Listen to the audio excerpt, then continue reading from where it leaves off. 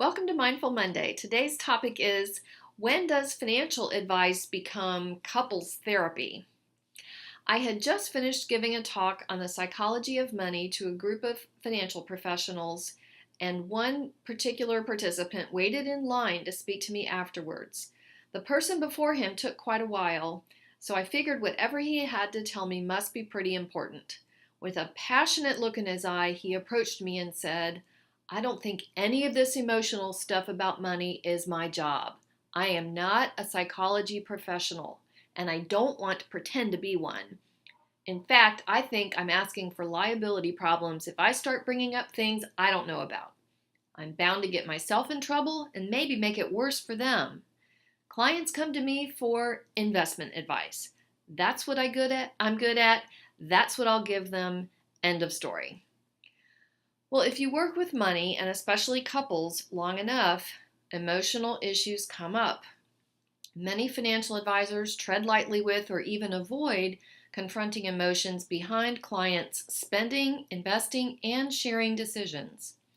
What if a couple brings up something the advisor doesn't know how to handle? What if there's a big, ugly argument? What if somehow the advisor gets blamed for starting it?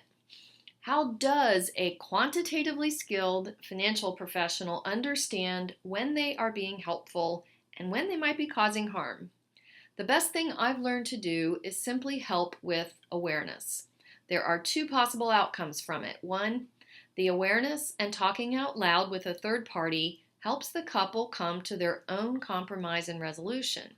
Or two, the awareness and talking about it out loud helps the three of us realize that resolving it might require more help than I'm able to give. In other words, I never presume I have an argument's answer, but I'm willing to explore whether they have the answer within themselves. The worst that happens is I'm wrong, but at least then we all know it and own it rather than ignore it. How do we get to this place of awareness? Trying these questions. 1. Is this normally how the conversation goes when you talk about this issue?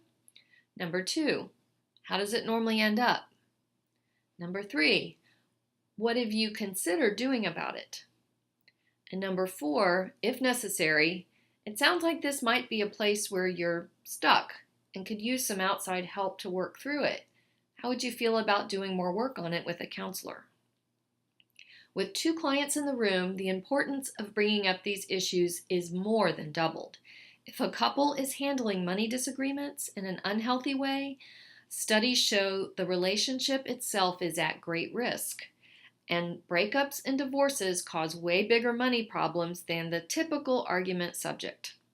Keeping this fact in mind means financial advisors might have a vested interest in helping couples face difficult money issues.